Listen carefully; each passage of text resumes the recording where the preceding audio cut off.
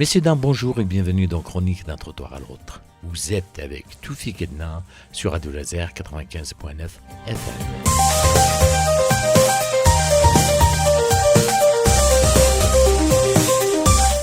Aujourd'hui, je voudrais vous parler d'un objet que l'on ne regarde presque jamais, mais qui a toujours été là, quelque part, à la lisière de nos pas. Le banc public. Il se cache au détour d'une place, sous l'ombre d'un arbre, ou parfois en plein soleil, face au vide. Le banc n'est pas qu'un bout de bois ou de métal, c'est une halte dans le tumulte, un point d'équilibre dans la marche. Après avoir longé des façades, traversé des trottoirs, évité les voitures et croisé des passants pressés, on finit toujours par chercher ce moment-là, s'asseoir. Et c'est alors que le banc prend toute sa valeur. Il est discret, modeste, presque effacé. Mais il est offert à celui qui se repose, à celle qui lit, au couple qui se murmure des secrets, au vieil homme qui observe la vie passée, à l'enfant qui attend son ballon. Et pourtant ce banc si simple, si banal en apparence devient aujourd'hui un objet suspect, contesté, parfois même supprimé. Car derrière le droit de s'asseoir se cache une question plus grande. Quelle ville voulons-nous ? Une ville de repos, de rencontre ou de lenteur ? Ou une ville où l'on n'a pas le droit de s'arrêter ? Les gens qui voient de travers pensent que les bancs verts qu'on voit sur les trottoirs sont faits pour les impotents ou les ventripotents. Mais c'est une absurdité, car à la vérité, ils sont là, c'est notoire, pour accueillir quelque temps les amours débutants.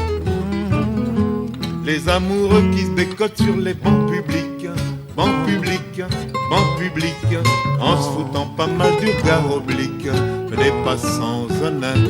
Les amoureux qui se décotent sur les bancs publics, bancs publics, bancs publics, en se disant des je t'aime pathétiques. Ont des petits gueules bien sympathiques. Ils se tiennent par la main, parlent du lendemain, du papier bleu d'azur que revêtiront les murs de leur chambre à coucher.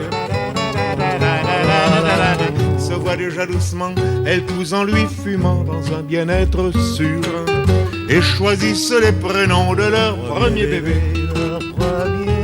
Les amoureux qui se décotent sur les bancs publics, bancs publics, bancs publics, en se foutant pas mal du regard oblique des passants honnêtes.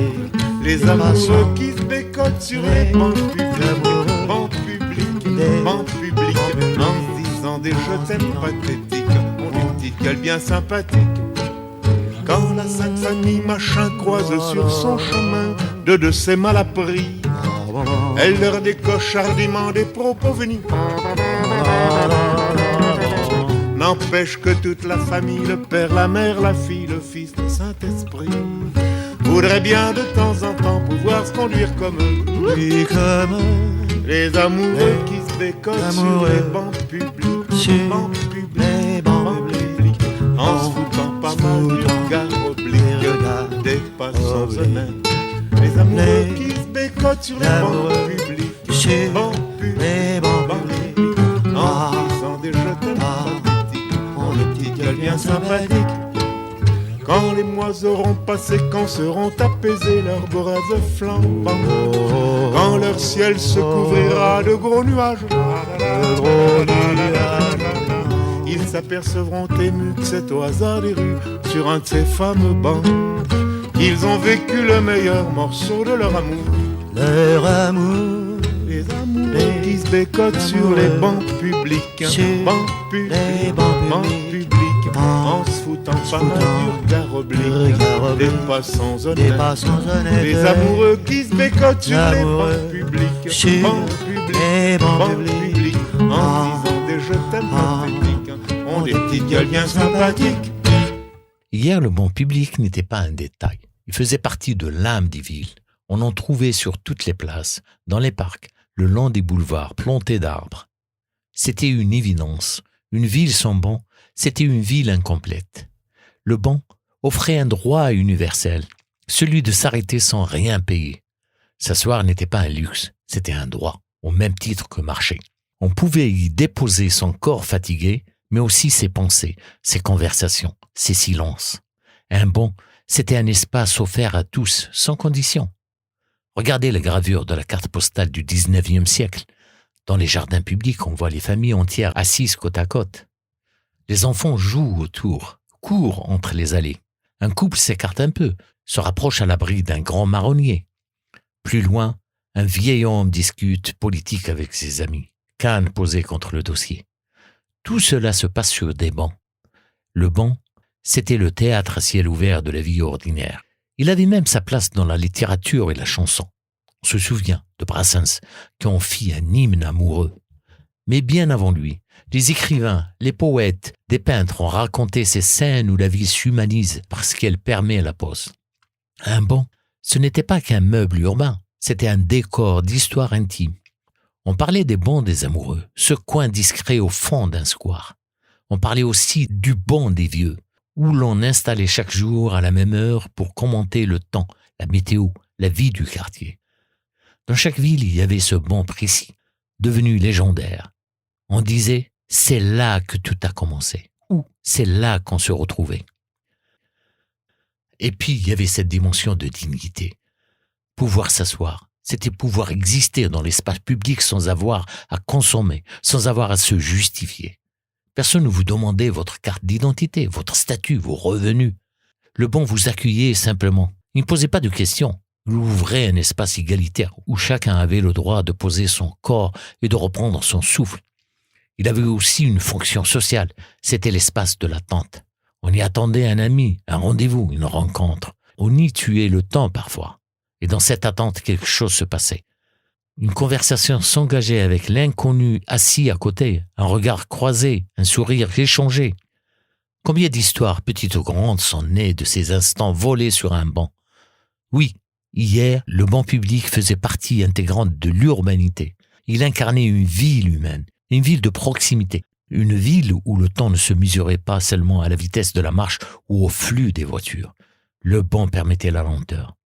Et cette lenteur donnait à la ville sa profondeur, son épaisseur humaine. Under the stars, des amoureux cœur contre cœur. In the night, nothing too far. Un baiser doux, un souffle de fleurs. Les bancs attendent les confidences. Sous la lune, tout fait sens. Your hand in mine, so warm, so true. La nuit s'invente, rien qu'à nous deux. On the bench, under the stars, des amoureux, cœur contre cœur. In the night, nothing too far. Un baiser doux, un souffle de fleurs. They whisper dreams, they close their eyes. La ville s'endort, le temps s'efface. Un rire discret, un regard clair. And love is dancing in the air. On the bench, under the stars, des amoureux, cœur contre cœur. In the night, nothing too far. Un baiser doux, un souffle de fleurs.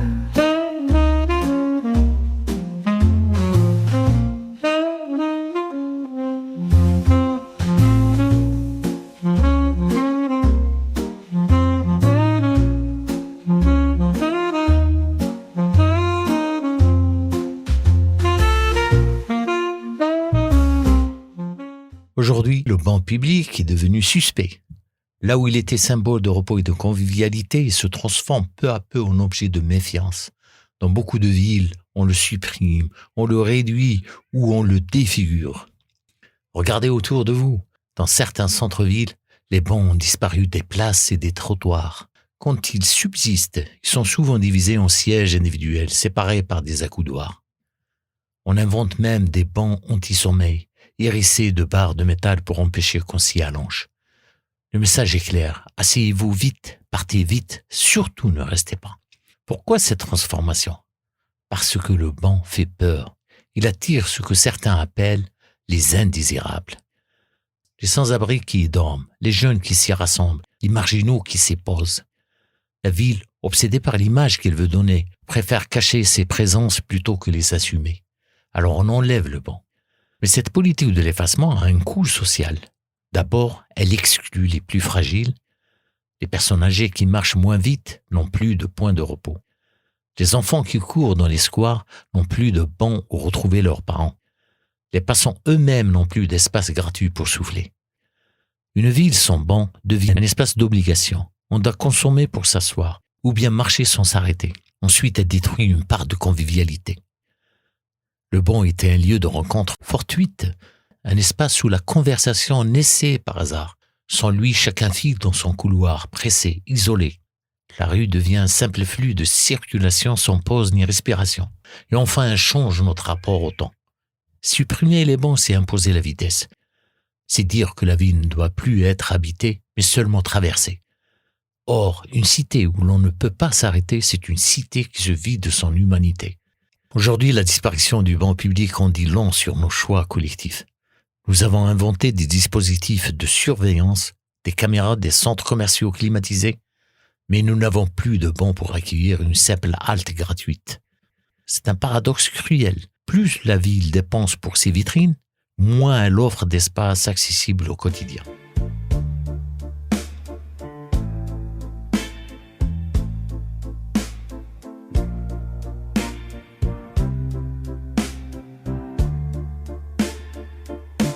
I walked through rain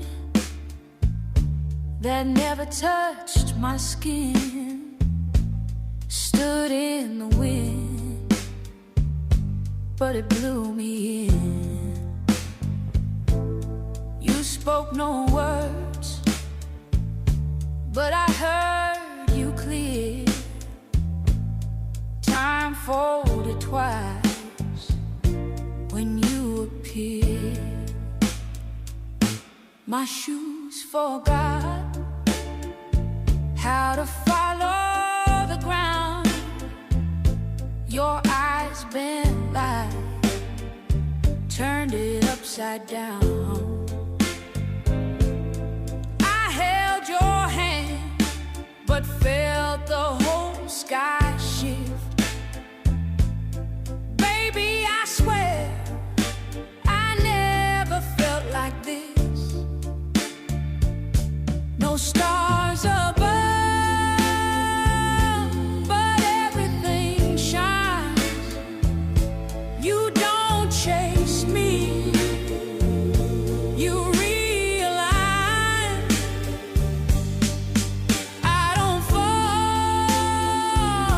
I float, I drift in a love so strange. I never felt like this.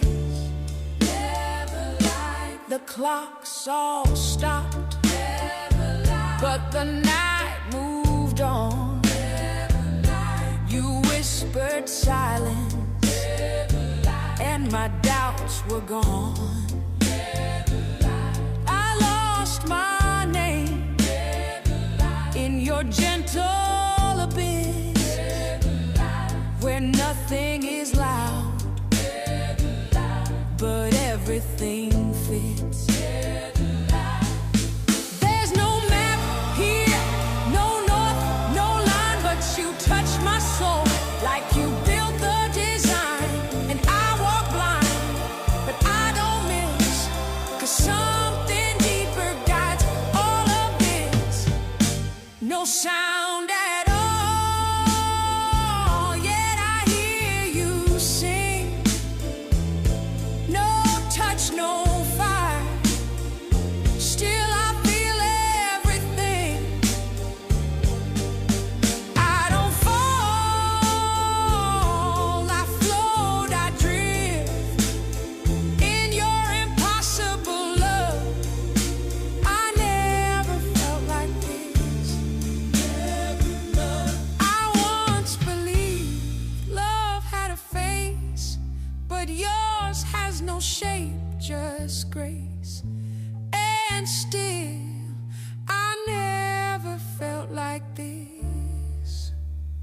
Demain, il faudra redonner au banc public la place qu'il mérite. Car une ville sans banc est une ville sans halte, sans respiration, sans humanité. Réhabiliter le banc, ce n'est pas seulement remettre quelques assises dans un parc, c'est repenser l'espace public comme un espace partagé où chacun, riche ou pauvre, jeune ou vieux, marcheur, pressé ou flâneur, a le droit de s'arrêter. Le banc n'est plus qu'un siège. C'est un signe de reconnaissance. Un signe qui dit à l'habitant comme au visiteur, ici vous avez votre place, vous pouvez rester sans condition. Alors, comment réinventer le banc de demain? D'abord en le multipliant. Une ville généreuse en banc, c'est une ville qui accueille. Pas seulement dans les grands parcs, mais partout.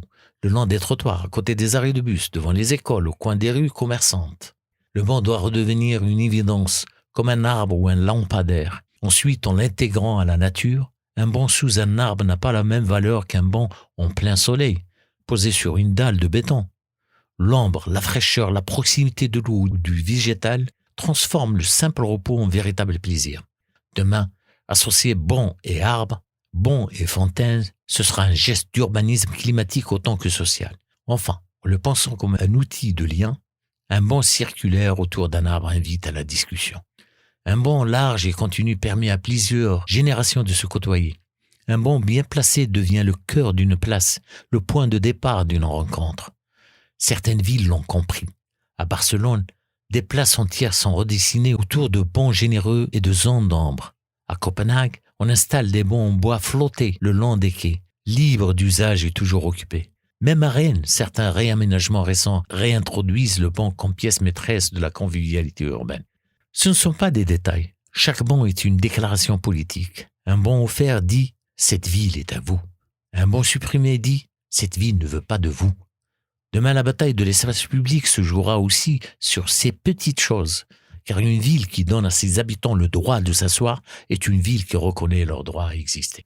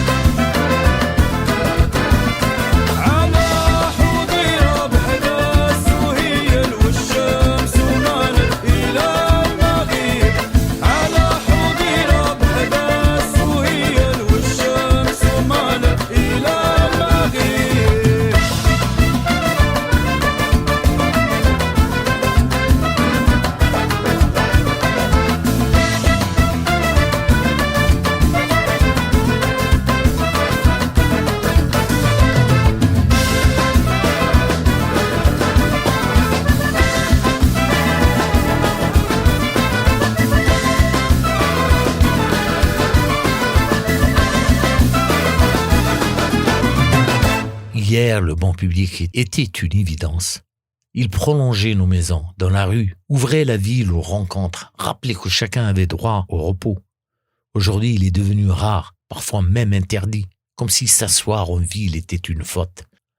Demain, sa réhabilitation ne sera pas un détail, ce sera un geste politique, un choix de société. Car le banc n'est pas qu'un siège. Il incarne la manière dont une ville considère ses habitants. Quand il est là, la ville reconnaît le droit de chacun à exister sans payer, à attendre sans honte, à vivre à son rythme. Quand il disparaît, la ville se réduit à une machine à faire passer les corps sans halte, sans répit, sans humanité. Alors, souvenez-vous, chaque banc est un message. Un banc offert dit « cette ville vous accueille ». Un banc absent dit « cette ville ne veut pas de vous ». Et si l'on veut mesurer la grandeur d'une cité, inutile parfois de compter ses gratte-ciel ou ses autoroutes, il suffit de regarder ses bancs. Car une ville qui regarde ses bancs garde encore son âme. Une ville qui les enlève peu à peu se condamne à n'être qu'un couloir vide traversé sans amour.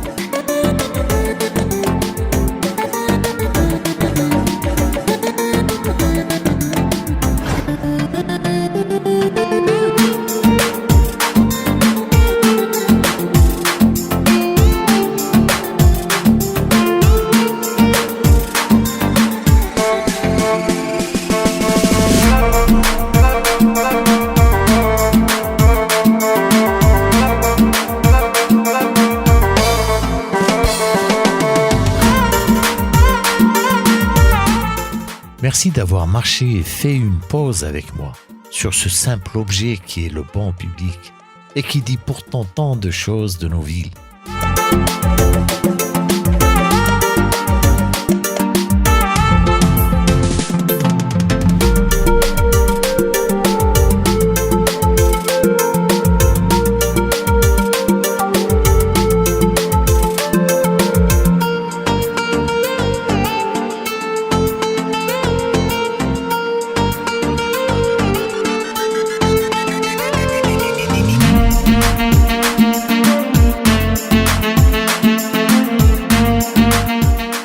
C'était Chronique d'un trottoir à l'autre avec Toufik Edna sur Radio Laser 95.9 FM. On se retrouve samedi prochain, même heure, pour une nouvelle balade urbaine. En attendant, prenez le temps de lever les yeux, de regarder vos rues autrement. On se retrouve samedi prochain, même heure, pour une nouvelle balade urbaine. En attendant, prenez le temps de lever les yeux, de regarder vos rues autrement. Et pourquoi pas de vous asseoir un instant. À très bientôt. Bislama.